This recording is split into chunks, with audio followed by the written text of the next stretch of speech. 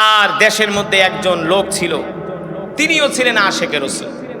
তিনি হঠাৎ করে ঋণগ্রস্ত হয়ে যান। ঋণগ্রস্ত, ঋণ পরিশোধ করার মতো কোনো উপায় তার হাতে নাই।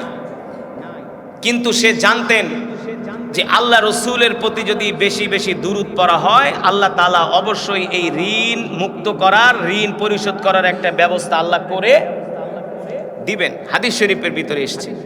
তো ওই ব্যক্তি আল্লাহ রসুলের শানে প্রতিদিন হাজার হাজার বার দুরূদ পড়েন, কিন্তু ঋণ পরিশোধ করতে পারছেন না। হঠাৎ করে একদিন আল্লাহ নবীকে স্বপ্ন দেখলেন।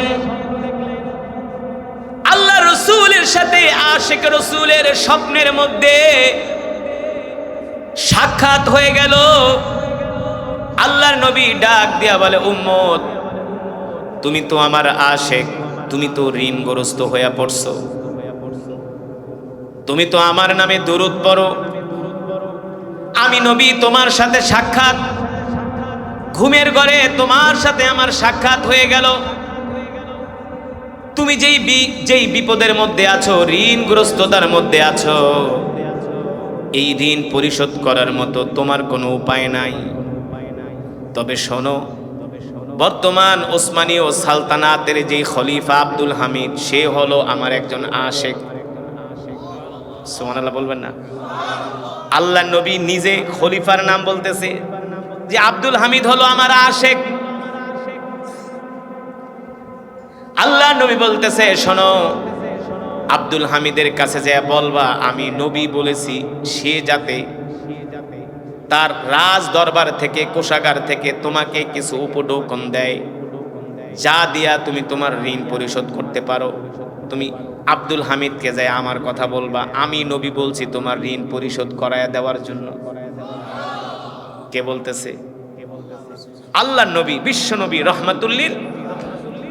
কিন্তু শোনো, তুমি যে এই কথা বলবা, আর তুমি যে আমাকে স্বপ্ন দেখছো, আমি যে তোমাকে এই কথাগুলো বলছি, এটার তো একটা প্রমাণ লাগবে। কি লাগবে?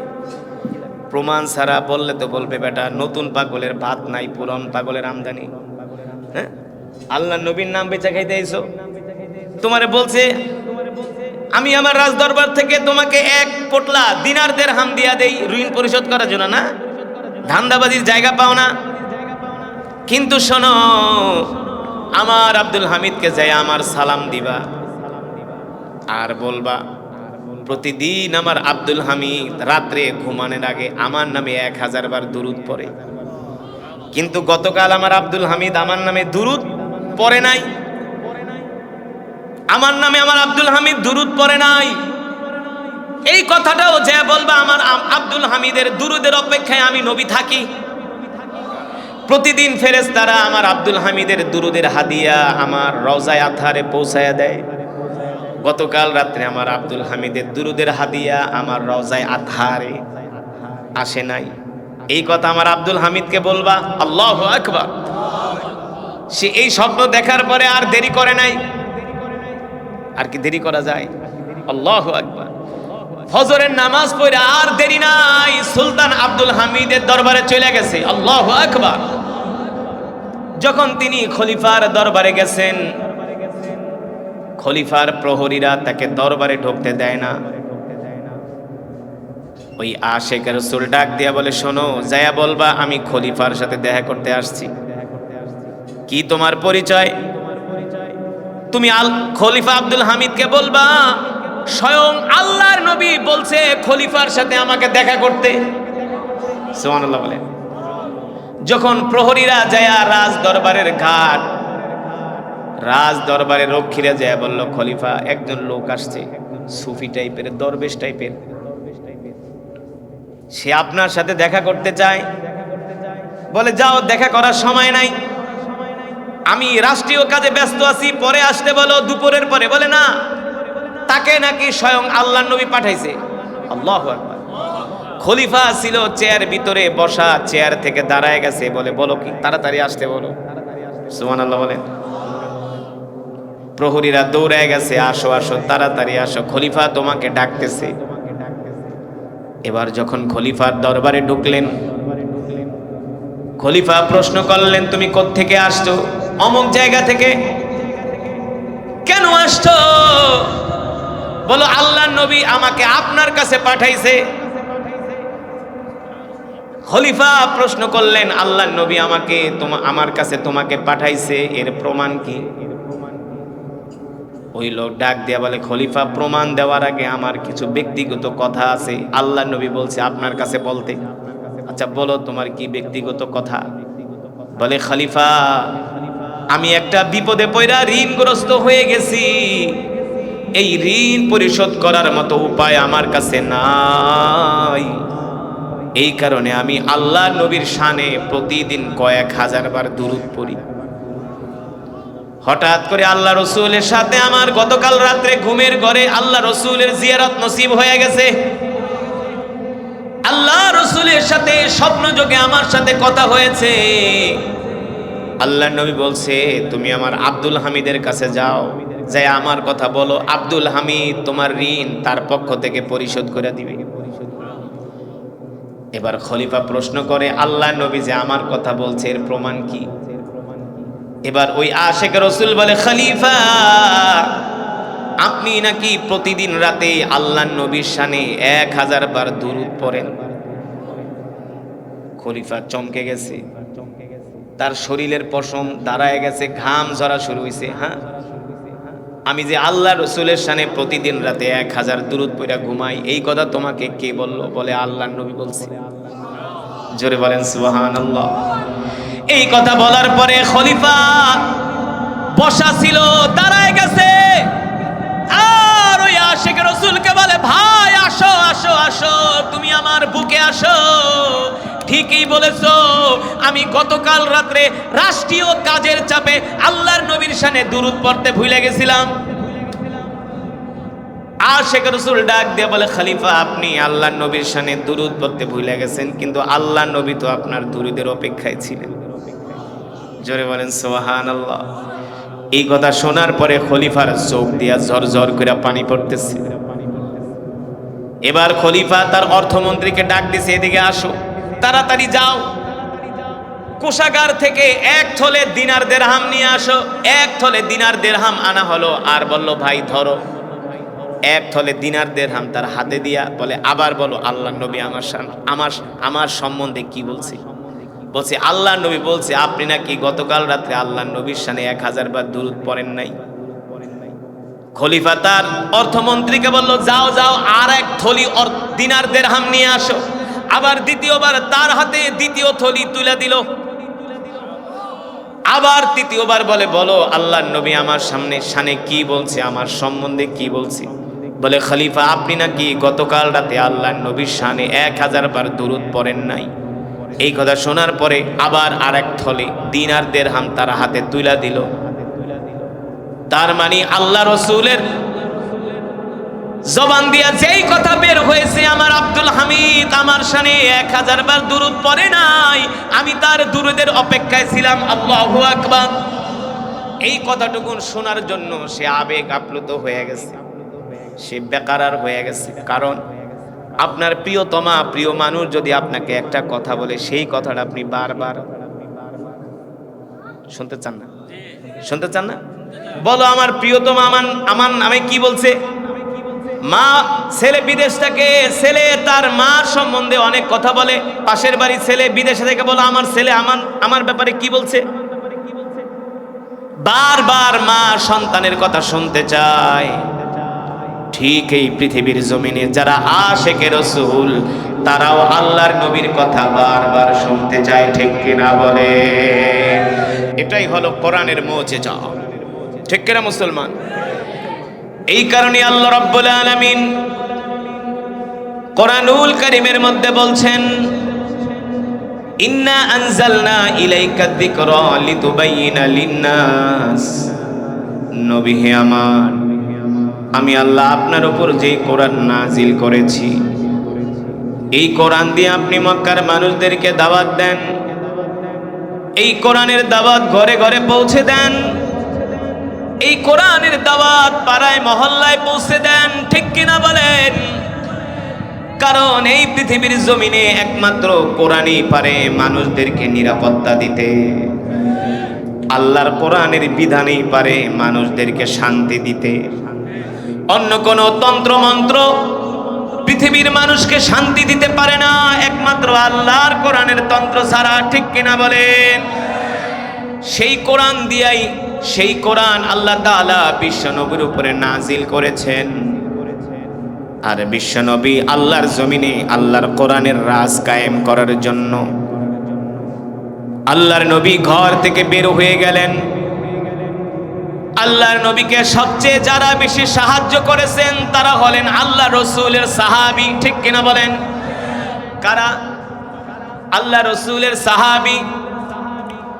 সাইয়েদনা আবু বকরের মতো সাহাবী, সাইয়েদনা ওমর ইবনুল খাত্তাব রাদিয়াল্লাহু তাআলা আনহুর মতো সাহাবী, সাইয়েদনা উসমান ইবনে আফফান রাদিয়াল্লাহু তাআলা আনহুর মতো সাহাবী, সাইয়েদনা আলী কাররামাল্লাহু ওয়াজহার মতো সাহাবীরা আল্লাহ রসুলের ডানে বামে সামনে পিছনে থেকে আল্লাহর জমিনে এই কোরআনের রাজ কায়েম করার জন্য তারা সময় দিয়েছেন, জান দিয়েছেন, মাল দিয়েছেন। ঠিক কিনা বলে? সাহাবায়ে কেরাম তাদের জীবনের চাইতে আল্লাহর নবীকে ভালোবাসতেন। কথা কয় না? আল্লাহ রাব্বুল আলামিন সে কথাই কোরআনুল কারীমের মধ্যে বলছেন, লাকাদ জাআকুম রাসূলুম মিন আনফুসিকুম আজিজুন আলাইহি মা আনিতুম হারিসুন আলাইকুম বিল মুমিনিনা রাউফুর রহিম। আল্লাহু আকবার। ফাইন তাওয়াল্লাউ ফাকুল হাসবিয়াল্লাহু লা ইলাহা ইল্লা হু আলাইহি তাওয়াক্কালতু ওয়া হুয়া রাব্বুল আরশিল আযীম। আল্লাহ রাব্বুল আলামিন বলেন, নবী বলে দেন, এ দুনিয়ার মানুষ, আমি আল্লাহ তোমাদের মধ্য থেকে তোমাদের জন্য এমন একজন নবী পাঠিয়েছি যেই নবী কিনা তার জীবনের চেয়ে তোমাদেরকে ভালোবাসে। সুবহানাল্লাহ বলেন। আল্লাহর নবী বিশ্ব নবী রাহমাতুল লিল আলামিন, নবী রহমত, নবী বরকত। তিনি সাহাবীদেরকে নিজে না খেয়ে আল্লাহর নবী সাহাবীদেরকে খাইয়েছেন। নিজের পেটে ক্ষুধা, নিজে ক্ষুধার্ত থেকে অভুক্ত থেকে সাহাবীদেরকে খাইয়েছেন। সাহাবীদেরকে এত ভালোবাসেছেন। আর আল্লাহ রসুলের সাহাবীরাও আল্লাহর নবীর জন্য জীবন দিয়েছেন। ঠিক কিনা বলেন? কেমন কইরা সাহাবীরা আল্লাহর নবীকে ভালোবাসতো একটা উদাহরণ দিলে খুব ভালো করে বুঝবেন। দিব? হ্যাঁ? কেমন করে আল্লাহর নবীকে সাহাবীরা ভালোবাসতেন। আল্লাহর নবী 1 মাস না 2 মাস না 3 মাস না 17 মাস আল্লাহর নবী মসজিদুল আকসার দিকে কিবলা করে নামাজ পড়েছেন। কত মাস? জোরে বলেন। আল্লাহর নবী ওই মসজিদের দিকে 17 মাস কিবলা করে নামাজ পড়েছেন। কিন্তু আল্লাহ রাসূলের দিলের তামান্না হলো কখন আল্লাহ রাব্বুল আলামিন আল্লাহ রাসূলকে নির্দেশ দিবেন, নবী আপনি আপনার কিবলাটা ঘুরায়া মসজিদুল আকসার থেকে বাইতুল্লাহর দিকে ফিরায়া দেন। সুবহানাল্লাহ বলেন। এটা ছিল আল্লাহর নবীর ইচ্ছা, দিলের তামান্না। আমরা যে এখন যেই দিকে কিবলা করে নামাজ পড়ি পশ্চিম দিকে, সেই পশ্চিম দিকে হলো বাইতুল্লাহ, কাবা শরীফ না? কিন্তু আল্লাহর নবী 1 মাস না 2 মাস না 17 মাস মসজিদুল আকসার দিকে কিবলা করে নামাজ পড়ছে। কিন্তু মসজিদুল হারাম বাইতুল্লাহ তো হলো পৃথিবীর একেবারে প্রথম ঘর বাইতুল্লাহ। কিন্তু আল্লাহর নবীর দিলের তামান্না হলো আল্লাহ তাআলা কখন নির্দেশ দিবেন বাইতুল্লাহর দিকে, আল্লাহর নবীকে নির্দেশ দিবেন আপনি বাইতুল্লাহর দিকে কিবলা করে নামাজ পড়েন। ওহী আসে না। আল্লাহর নবী 17 মাস মসজিদুল আকসার দিকে কিবলা করে নামাজ পড়তেছেন। আল্লাহ রাসূল নামাজের মধ্যে দাঁড়িয়েছেন।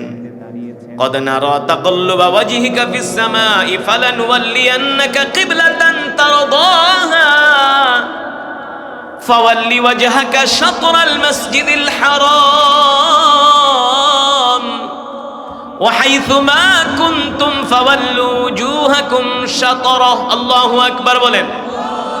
আল্লাহ তাআলা নির্দেশ দিয়ে বলেন, হাবিব আপনি 2 রাকাত নামাজ মসজিদুল আকসার দিকে কিবলা কইরা পড়ছেন, এবার আপনি আপনার কিবলাটা হারামের দিকে ঘুরায়া দেন। কোন দিকে?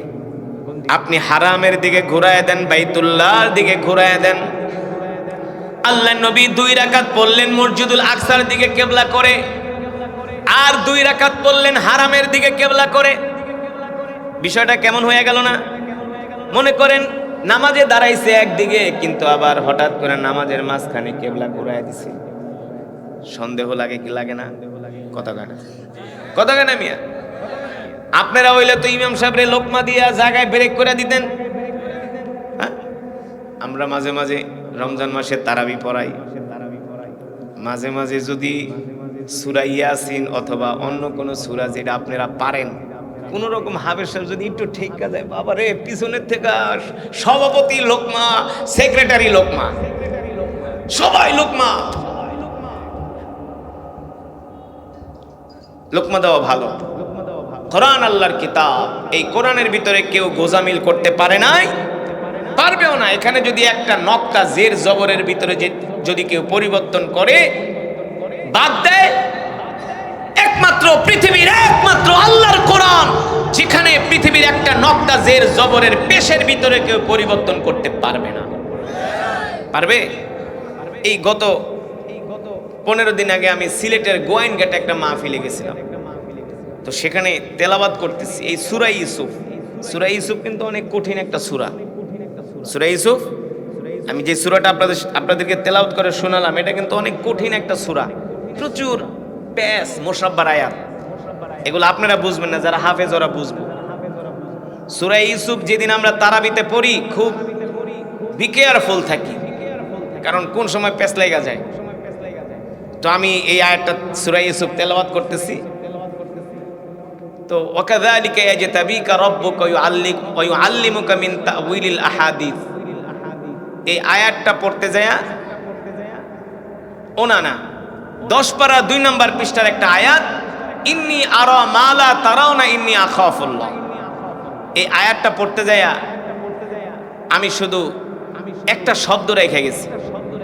তো এই মাদ্রাসার মতো ওইটাও একটা মাদ্রাসার মাহফিল ছিল, শতে শতে ছাত্র আমার সামনে হেফজখানার এই ওদের মতো পিচ্ছি পিচ্ছি পোলাপান বসা।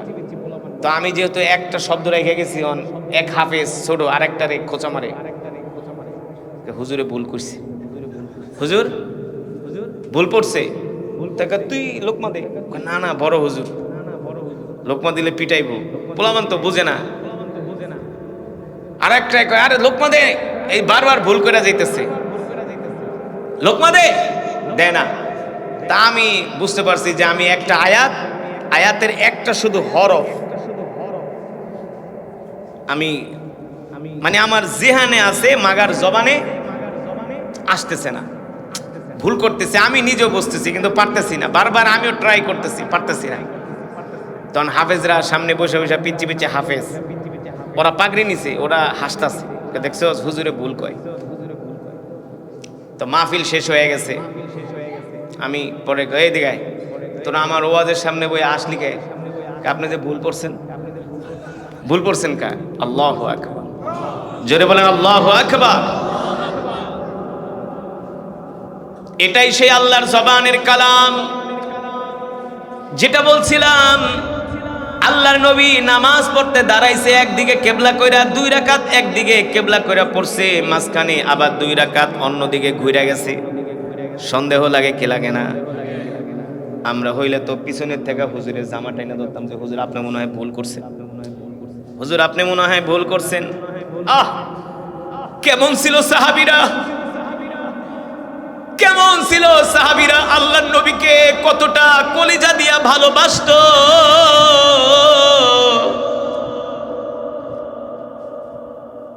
আল্লাহ নবী কেবলা ঘুরায় দিছে, সাহাবীরাও কেবলা ঘুরায় দিছে। আল্লাহু আকবার। অথচ আল্লাহর নবীর পিছনে হযরত ওমরের মতো সাহাবী, যাকে বলা হয় মেজাজে ওহী, যেই ওমরের সিদ্ধান্ত অনুযায়ী আল্লাহ তাআলা কোরআনুল কারীমের 27টা আয়াত নাজিল করছে। কয়টা? সুবহানাল্লাহ বলবেন না? আল্লাহ নবী নিজে বলেছেন, লাউ কানা বাদি নাবিয়ুল্লাহ কানা ওমর। আল্লাহু আকবার। লাউ কানা বাদি নাবিয়ুল্লাহ কানা ওমর। আল্লাহ যদি আমার পরে কাউকে নবী বানাইতেন, ওমরকে আল্লাহ নবী বানায়া দুনিয়াতে পাঠাইতেন। সুবহানাল্লাহ বলেন। ওহির মেজাজের একজন মানুষ ছিলেন হযরত ওমর। আর সাইয়েদনা আবু বকর রাদিয়াল্লাহু তাআলা আনহুর কথা আর কি বলবো। আল্লাহু আকবার। সাইয়েদনা আবু বকর ইবনে কুহাফা, তিনি তো আবু বকর, যার কোনো তুলনা আছে? যার কোনো তুলনা নাই। এমন জলিল কদর বড় বড় সাহাবীরা আল্লাহর নবীর পিছনে নামাজ পড়তেছে। আল্লাহর নবী 2 রাকাত পড়লেন মসজিদুল আকসার দিকে, আর 2 রাকাত হারামের দিকে পড়ে আল্লাহর নবী 4 রাকাত নামাজ শেষ কইরা সালাম ফিরালেন। সালাম ফিরায় দেখে সাহাবীরা আল্লাহর নবীর পিছনে বসে আছে। কোন একজন সাহাবীও প্রশ্ন করলেন না, ওগো আল্লাহ রাসূল, নামাজে তো দাঁড়াইলেন, মসজিদুল আকসার দিকে কিবলা কইরা শেষ করলেন, অন্যদিকে হারামের দিকে ব্যাপার কি? সুবহানাল্লাহ বলবেন না? সাহাবীরা আল্লাহর নবীকে কেমন ভালোবাসে তার একটা উদাহরণ, একটা উপমা আমি আপনাদের সামনে পেশ করতেছি। সাহাবীরা আল্লাহর রাসূলের পিছনে বৈশা বৈশা তাসবিহ গুনতেছে।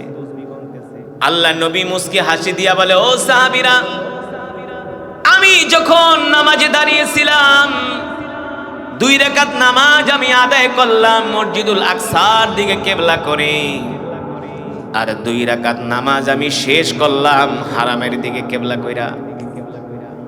আমি কিবলা ঘুরাইছি, তোমরাও কেন কিবলা ঘুরাইলা? আমি কিবলা ঘুরাইছি, তোমরা কেন কিবলা পরিবর্তন করলা? আমার কাছে তো ওহী আসছে, জিবরাইল আইসা আমাকে নামাজের মধ্যে বইলা দিছে, ওগো আল্লাহর নবী, আপনি 2 রাকাত পড়ছেন মসজিদুল আকসার দিকে, আর 2 রাকাত হারামের দিকে কিবলা করে আপনি আমার নামাজ শেষ করে দেন। সুবহানাল্লাহ বলেন। আল্লাহ আমাকে নির্দেশ দেওয়ার কারণে, আমার কাছে ওহী আসার কারণে আমি আমার কিবলা পরিবর্তন করছি। কিন্তু তোমরা কেন কিবলা পরিবর্তন করছো? তোমাদের কাছে তো ওহী। কথা কয় না? আরো জোরে বলেন, তোমাদের কাছে তো ওহী, তাইলে তোমরা কেন কিবলা পরিবর্তন করলা? সাহাবায়ে কেরাম কত সুন্দর জবাব দেন, কত ভালোবাসার জবাব, কত মহব্বতের জবাব, কত আবেগপূর্ণ জবাব দেন সাহাবীরা। সাহাবায়ে কেরাম বলেন, ওগো আল্লাহর নবী, আমাদের কাছে ওহী আসার দরকার নাই, আমরা আমাদের জীবনের চেয়েও আল্লাহর নবীকে ভালোবাসি। আল্লাহর নবী কিবলা পরিবর্তন করছি, আমরা আল্লাহর নবীকে ভালোবাসা আমরাও আমাদের কিবলা ঘুরাই দিছি। আল্লাহ রাসূল এত খুশি হয়ে গেছে। সেই মহান মুবারক জামাতের নাম হলো সাহাবীদের জামাত, ঠিক কিনা বলেন? এইভাবে করে সাহাবায়ে কেরাম আল্লাহর নবীকে ভালোবাসছে। আল্লাহ তাআলা কুরআনুল কারীমের মধ্যে সে কথাই বলছেন, কুল ইন কুনতুম তুহিব্বুনাল্লাহ ফাত্তাবিউনি ইউহিব্বুকুমুল্লাহ ওয়া ইয়াগফির লাকুম যুনুবাকুম ওয়াল্লাহু গফুরুর রহিম। আল্লাহ রাব্বুল আলামিন বলেন, নবী দুনিয়ার মানুষদেরকে বলে দেন, এ দুনিয়ার মানুষেরা, এ যুবকেরা, ভালো করে শুনে রাখো, ও মুসলমানেরা, মা বোনেরা, ভালো করে শুনে রাখেন। আল্লাহ তাআলা কোরআনুল কারীমের সূরাতুল বাকারার মধ্যে বলছেন, তোমরা যদি আল্লাহ তাআলাকে পেতে চাও, সর্বপ্রথম তোমাদের নবীকে ভালোবাসতে হবে। কাকে ভালোবাসতে হবে? আল্লাহর নবীকে ভালোবাসতে হবে। আল্লাহর নবীকে কতটুকুন ভালোবাসবেন জানার দরকার আছে কি আছে না? জোরে বলেন। আল্লাহ নবীকে যদি বলেন, আমি আমার ছেলের চেয়েও বেশি ভালোবাসি না, আমি আমার জীবনের চেয়েও বেশি ভালোবাসি না, আমি আমার স্ত্রীর চেয়ে বেশি ভালোবাসি না, আমি আমার নেতার চেয়েও বেশি ভালোবাসি না, আমি আমার নেত্রীর চেয়েও বেশি ভালোবাসি না, আমি আমার দলের চেয়েও আল্লাহর নবীকে বেশি ভালোবাসি না। শুধু এতটুকুন ভালোবাসি যতটুকুন ভালোবাসলে নবীর নামে মিলাদ পয়রা জিলাপি খাওয়া যায়। আমাদের এই সমাজে কিছু মুসলমান আছে যারা বছরে শুধু একবার নবীকে ভালোবাসে। আল্লাহ রাব্বুল আলামিন সে কথাই কোরআনুল কারীমের মধ্যে বলছেন, তোমরা যদি তোমার নবীকে ভালোবাসতে আল্লাহকে পেতে চাও তাহলে আগে নবীকে ভালোবাসো। নবীকে কেমন ভালোবাসবা, কতটুকুন ভালোবাসবা, কিভাবে ভালোবাসবা, ভালোবাসার সংজ্ঞা কি, পরিমাপ কি? আল্লাহর নবী নিজেই বলে দিয়েছেন, ওয়াল্লাহি লা ইউমিনু আহাদুকুম হাত্তা আকুনা আহাব্বা ইলাইহি মিন ওয়ালিদিহি ওয়া ওয়ালাদিহি ওয়ান নাসি আজমাইন। আল্লাহ রাব্বুল আলামিন আল্লাহর নবী বলেন, উম্মত তোমরা আমাকে তোমাদের জীবন, তোমাদের পরিবার, তোমাদের সন্তান সন্ততি, তোমাদের দল, তোমাদের দেশ, তোমাদের নেতা, তোমাদের নেত্রী, সবার চাইতে আল্লাহর নবীকে ভালোবাসতে হবে। ঠিক কিনা বলেন? কিন্তু বাংলাদেশে এমন মুসলমান আছে যারা নবীকে ভালোবাসতে চায়, নবীকে ভালোবাসার কথা বলে, কিন্তু যেই নবী সারাটা জীবন আল্লাহর জমিনে শরিয়া আইন কায়েম করার জন্য রক্ত দিছে, দান দান মোবারক শহীদ করছে, কিছু মুসলমান সেই শরিয়া আইনে বিশ্বাসী না। আমরা শরিয়া আইনে বিশ্বাস করি না। নাউজুবিল্লাহ বলবেন না। খলিফা আব্দুল হামিদ যখন ওসমানীয় সালতানাতের খলিফা, তার দেশের মধ্যে একজন লোক ছিল, তিনিও ছিলেন আশেকে রাসূল। তিনি হঠাৎ করে ঋণগ্রস্ত হয়ে যান। ঋণগ্রস্ত, ঋণ পরিশোধ করার মতো কোনো উপায় তার হাতে নাই।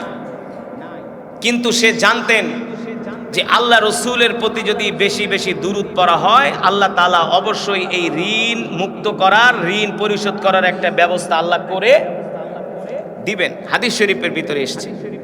আপনি যত বড় বিপদগ্রস্ত থাকেন না কেন, যুবক, তুমি বিদেশে যাওয়ার জন্য টাকা জমা দিছো, তোমার বিদেশে যাওয়ার ভিসা আসে না, তুমি আল্লাহ রসুলের শানে বেশি বেশি দুরূদ পড়ো, দেখবা আল্লাহ তাআলা তোমার ভিসার ব্যবস্থা করে দিবে।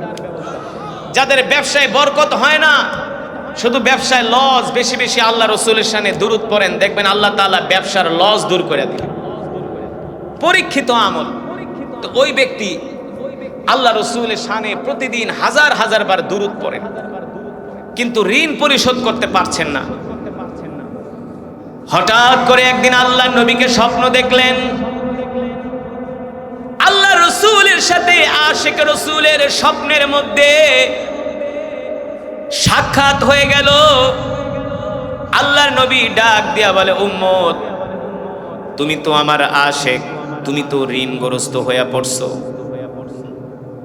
তুমি তো আমার নামে দুরূদ পড়ো। আমি নবী তোমার সাথে সাক্ষাৎ, ঘুমের ঘরে তোমার সাথে আমার সাক্ষাৎ হয়ে গেল। তুমি যেই বিপদের মধ্যে আছো, ঋণগ্রস্ততার মধ্যে আছো, এই ঋণ পরিশোধ করার মতো তোমার কোনো উপায় নাই। তবে শোনো, বর্তমান ওসমানীয় সালতানাতের যে খলিফা আব্দুল হামিদ, সে হলো আমার একজন আশিক। সুবহানাল্লাহ বলবেন না? আল্লাহ নবী নিজে খলিফার নাম বলতেছে যে আব্দুল হামিদ হলো আমার আশিক। আল্লাহ নবী বলতেছে, শোনো, আব্দুল হামিদের কাছে যে বলবা আমি নবী বলেছি, সে যাতে তার রাজ দরবার থেকে, কোষাগার থেকে তোমাকে কিছু উপঢৌকন দেয়, যা দিয়া তুমি তোমার ঋণ পরিশোধ করতে পারো। তুমি আব্দুল হামিদকে যায় আমার কথা বলবা, আমি নবী বলছি তোমার ঋণ পরিশোধ করায় দেওয়ার জন্য। কে বলতেছে? আল্লাহ নবী, বিশ্ব নবী, রহমাতুল্লিল। কিন্তু শোনো, তুমি যে এই কথা বলবা, আর তুমি যে আমাকে স্বপ্ন দেখছো, আমি যে তোমাকে এই কথাগুলো বলছি, এটার তো একটা প্রমাণ লাগবে। কি লাগবে? প্রমাণ ছাড়া বললে তো বলবে বেটা নতুন পাগলের ভাত নাই, পুরন পাগলের আমদানি। হ্যাঁ, আল্লাহ নবীর নাম বেচা খাইতে আইছো, তোমারে বলছে আমি আমার রাজদরবার থেকে তোমাকে এক পোটলা দিনার দিরহাম দিয়া দেই ঋণ পরিশোধ করার জন্য না, ধান্দাবাজির জায়গা পাও না। কিন্তু শোনো, আমার আব্দুল হামিদকে যাই আমার সালাম দিবা আর বলবা প্রতিদিন আমার আব্দুল হামিদ রাত্রে ঘুমানোর আগে আমার নামে 1000 বার দুরূদ পড়ে। কিন্তু গতকাল আমার আব্দুল হামিদ আমার নামে দুরূদ পড়ে নাই, আমার নামে আমার আব্দুল হামিদ দুরূদ পড়ে নাই। এই কথাটাও যে বলবা আমার আব্দুল হামিদের দুরূদের অপেক্ষায় আমি নবী থাকি। প্রতিদিন ফেরেশতারা আমার আব্দুল হামিদের দুরূদের হাদিয়া আমার রওজায়ে আতহারে পৌঁছায়া দেয়। গতকাল রাত্রে আমার আব্দুল হামিদের দুরূদের হাদিয়া আমার রওজায়ে আতহারে আসে নাই। এই কথা আমার আব্দুল হামিদকে বলবা। আল্লাহু আকবার। সে এই স্বপ্ন দেখার পরে আর দেরি করে নাই। আর কি দেরি করা যায়? আল্লাহু আকবার। ফজরের নামাজ পড়ে আর দেরি নাই, সুলতান আব্দুল হামিদের দরবারে চলে গেছে। আল্লাহু আকবার। যখন তিনি খলিফার দরবারে গেছেন, খলিফার প্রহরীরা তাকে দরবারে ঢুকতে দেয় না। ওই আশেক রাসূল ডাক দিয়া বলে, শোনো, যায়া বলবা আমি খলিফার সাথে দেখা করতে আসছি। কি তোমার পরিচয়? তুমি খলিফা আব্দুল হামিদকে বলবা স্বয়ং আল্লাহর নবী বলছে খলিফার সাথে আমাকে দেখা করতে। সুবহানাল্লাহ বলে। যখন প্রহরীরা যায়া রাজ দরবারের ঘাট, রাজ দরবারের রক্ষীরা যায়া বলল, খলিফা একজন লোক আসছে, সুফি টাইপের, দরবেশ টাইপের, সে আপনার সাথে দেখা করতে চায়। বলে, যাও, দেখা করার সময় নাই, আমি রাষ্ট্রীয় কাজে ব্যস্ত আছি, পরে আসতে বলো, দুপুরের পরে। বলে, না, তাকে নাকি স্বয়ং আল্লাহর নবী পাঠাইছে। আল্লাহু আকবার। খলিফা ছিল চেয়ার ভিতরে বসা, চেয়ার থেকে দাঁড়ায় গেছে। বলে, বলো কি, তাড়াতাড়ি আসতে বলো। সুবহানাল্লাহ বলেন। প্রহরীরা দৌড়ায় গেছে, আসো আসো, তাড়াতাড়ি আসো, খলিফা তোমাকে ডাকতেছে। এবার যখন খলিফার দরবারে ঢুকলেন, খলিফা প্রশ্ন করলেন, তুমি কোত্থেকে আসছো? অমুক জায়গা থেকে। কেন আসছো? বলো, আল্লাহর নবী আমাকে আপনার কাছে পাঠাইছে। খলিফা প্রশ্ন করলেন, আল্লাহর নবী আমাকে আমার কাছে তোমাকে পাঠাইছে, এর প্রমাণ কি? ওই লোক ডাক দিয়া বলে, খলিফা, প্রমাণ দেওয়ার আগে আমার কিছু ব্যক্তিগত কথা আছে, আল্লাহর নবী বলছে আপনার কাছে বলতে। আচ্ছা বলো, তোমার কি ব্যক্তিগত কথা? বলে, খলিফা, আমি একটা বিপদে পড়া ঋণগ্রস্ত হয়ে গেছি, এই ঋণ পরিশোধ করার মতো উপায় আমার কাছে নাই। এই কারণে আমি আল্লাহর নবীর শানে প্রতিদিন কয়েক হাজার বার দুরূদ পড়ি। হঠাৎ করে আল্লাহ রসুলের সাথে আমার গতকাল রাত্রে ঘুমের ঘরে আল্লাহ রসুলের জিয়ারত নসিব হয়ে গেছে। আল্লাহ রসুলের সাথে স্বপ্ন যোগে আমার সাথে কথা হয়েছে। আল্লাহ নবী বলছে, তুমি আমার আব্দুল হামিদের কাছে যাও, যাই আমার কথা বলো, আব্দুল হামিদ তোমার ঋণ তার পক্ষ থেকে পরিশোধ করে দিবে। এবার খলিফা প্রশ্ন করে, আল্লাহ নবী যে আমার কথা বলছে, এর প্রমাণ কি? এবার ওই আশেক রাসূল বলে, খলিফা, আপনি নাকি প্রতিদিন রাতে আল্লাহর নবীর শানে 1000 বার দুরূদ পড়েন। খলিফা চমকে গেছে, তার শরীরের পশম দাঁড়ায় গেছে, ঘাম ঝরা শুরু হয়েছে। হ্যাঁ, আমি যে আল্লাহ রসুলের শানে প্রতিদিন রাতে 1000 দুরূদ পড়া ঘুমাই, এই কথা তোমাকে কে বললো? বলে, আল্লাহর নবী বলছে।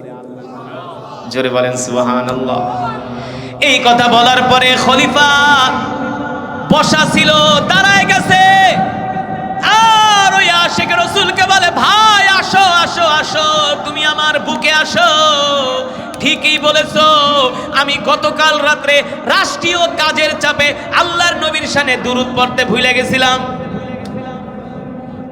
আশিক রাসূল ডাক দিয়ে বলে, খলিফা, আপনি আল্লাহর নবীর শানে দুরূদ পড়তে ভুলে গেছেন, কিন্তু আল্লাহর নবী তো আপনার দুরূদের অপেক্ষায় ছিলেন। জোরে বলেন সুবহানাল্লাহ। এই কথা শোনার পরে খলিফার চোখ দিয়া ঝরঝর করে পানি পড়তেছে।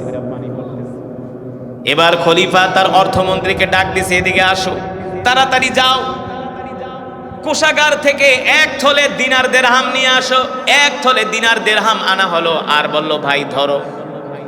এক থলে দিনার দিরহাম তার হাতে দিয়া বলে, আবার বলো আল্লাহ নবী আমার সম্বন্ধে কি বলছে। বলছে আল্লাহ নবী বলছে আপনি নাকি গতকাল রাত্রে আল্লাহ নবীর শানে 1000 বার দুরূদ পড়েন নাই। খলিফা তার অর্থমন্ত্রীকে বলল, যাও যাও আর এক থলি দিনার দিরহাম নিয়ে আসো। আবার দ্বিতীয়বার তার হাতে দ্বিতীয় থলি তুলে দিল।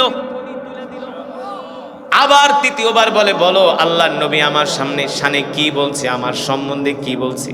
বলে, খলিফা আপনি নাকি গতকাল রাতে আল্লাহর নবীর শানে 1000 বার দুরূদ পড়েন নাই।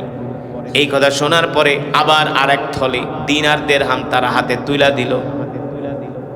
তার মানে আল্লাহ রসুলের জবান দিয়া যেই কথা বের হয়েছে, আমার আব্দুল হামিদ আমার শানে 1000 বার দুরূদ পড়ে নাই, আমি তার দুরূদের অপেক্ষায় ছিলাম। আল্লাহু আকবার। এই কথাটুকুন শোনার জন্য সে আবেগ আপ্লুত হয়ে গেছে, সে বেকারার হয়ে গেছে। কারণ আপনার প্রিয়তমা প্রিয় মানুষ যদি আপনাকে একটা কথা বলে, সেই কথাটা আপনি বারবার শুনতে চান না? শুনতে চান না? বলো আমার প্রিয়তমা আমার নামে কি বলছে। মা ছেলে বিদেশ থেকে, ছেলে তার মা সম্বন্ধে অনেক কথা বলে।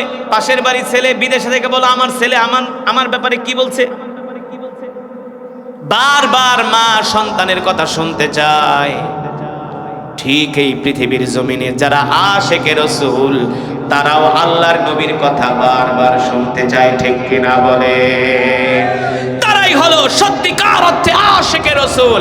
আর সত্যিকার অর্থে আশিকে রাসূল যদি না হইতে পারে, তাহলে আসমানের নিচে জমিনের উপরে আমাদের মতো হতভাগার কপাল পোড়া হতে পারে না।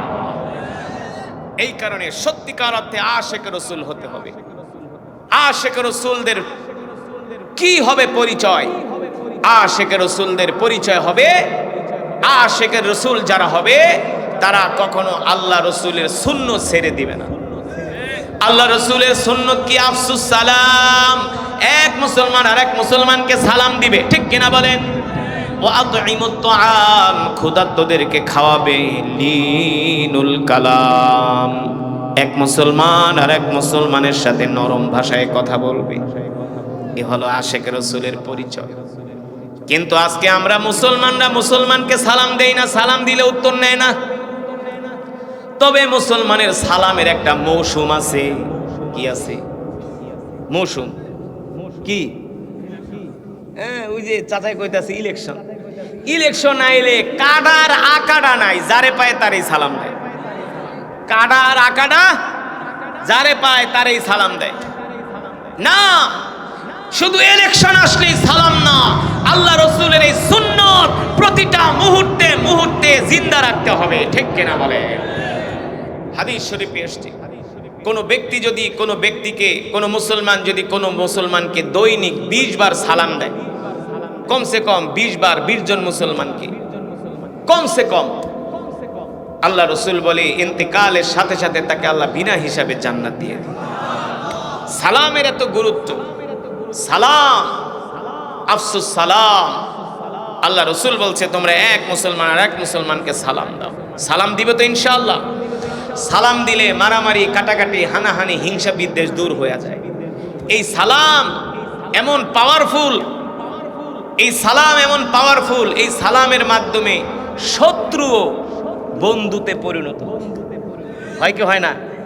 আপনার একেবারে জাত শত্রু, আপনি তাকে শুধু সালাম দেন, আপনাকে সে কষ্ট দিতে দেখ, 1 দিন 2 দিন 3 দিন 10 দিন 15 দিন 1 মাস সালাম দেওয়ার পরে দেখবেন এই শত্রু আপনার বন্ধুতে পরিণত হয়ে গেছে। সালাম দিবেন তো ইনশাআল্লাহ। আল্লাহ রাসূলের এই সুন্নাত জিন্দা করবেন, ক্ষুধার্ত গরিবদেরকে খাওয়াবেন, মানুষের সাথে কর্কশ ভাষায় কথা বলবেন না। যেটা বলছিলাম, মুসলমান আল্লাহ তাআলা বিনা খুঁটিতে, বিনা ভিন সারা, পিলার সারা আল্লাহ তাআলা 60টা আসমান বানিয়েছেন। কয়টা? এই আসমান কোনো দিক দিয়া ফাটেও না, ভাঙেও না, চড়েও না। কিয়ামত পর্যন্ত এই আসমান কোন দিক দিয়া ভেঙে পড়বে। যে রব এই বিশাল সুবিশাল আসমান বানিয়েছেন খুঁটি ছাড়া, আমি তো সেই রবের কালাম থেকেই তেলাওয়াত করছি। ঠিক কিনা? আমি তেলাওয়াতের আগে বলছিলাম যে এক গান মানুষ বারবার শুনতে চায় না। আমার আগে একজন কারি সাহেব তেলাওয়াত করছে, কথা বলেন, আমিও কিন্তু সেই একই কোরআন থেকে পড়লাম, কথা বলেন, পড়ছি না? আমি একই বানায় অন্য জায়গা থেকে পড়ছি, তাওরাত জবর থেকে পড়ছি, আমিও সেই কোরআন থেকে পড়ছি। শুধু আমি না, সারা পৃথিবীর হাফেজ কারি আলেমরা যদি একই কোরআন থেকে কিয়ামত পর্যন্ত তেলাওয়াত করতে থাকে, এই কোরআনের তেলাওয়াতের শুধু মজা বাড়তেই থাকবে। আমরা কোন মুসলমানের সাথে ঝগড়া তো দূরের কথা, কারো চোখের দিকে তাকায়া মুখ কালো করে আমরা কথা বলবো, ঠিক কিনা বলেন? সবার সাথে আমরা বিনয়ী আচরণ করব, কোমল ব্যবহার করব, নরম আচরণ করব। আল্লাহ নবী কোনোদিন মানুষদেরকে কষ্ট দেয় নাই, আমরাও কোনো মানুষকে কষ্ট দিব না তাহলে আল্লাহ রাসূলের সুন্নতগুলো আমরা জিন্দা করব তো ইনশাআল্লাহ। রাজি আছেন? আল্লাহ রাসূলের সুন্নত জিন্দা করবেন, 5 ওয়াক্ত নামাজ জামাতের সাথে আদায় করবেন। কয় ওয়াক্ত? 5 ওয়াক্ত নামাজে পড়বেন, প্রস্রাব করে ঢিলা কলম ব্যবহার করবেন, মেসওয়াক করবেন, উত্তম রূপে মেসওয়াক করবেন, হাতে একটা তসবিহ রাখবেন, প্রতিদিন কমপক্ষে আল্লাহ রাসূলের শানে 1000 বার দুরূদ পড়বেন। রাজি আছেন? রাজি আছেন? কয় হাজার বার দুরূদ? 1000 বার। শুধু 1000 বার দুরূদের আমলটা করেন, দেখবেন অল্প কিছুদিনের মধ্যে আল্লাহ রাসূলের সাথে ঘুমের ঘরে জিয়ারত নসিব হয়ে যাবে। আল্লাহ রাসূলকে স্বপ্ন দেখে আপনার মৃত্যু হবে। 1000 বার দুরূদ ইনশা আল্লাহ তাআলা কোরআনে বলছেন, লিমা তাকুলুনা মা লা তাফআলুন, তোমরা যা করো না তা মানুষকে বলো না। এই কারণে আমি যে ওয়াজ নিজে আমল করি সেই ওয়াজ আমি পাবলিকের সামনে করি, যে ওয়াজ আমি আমল করি না সেই ওয়াজ আমি কেমনে করব?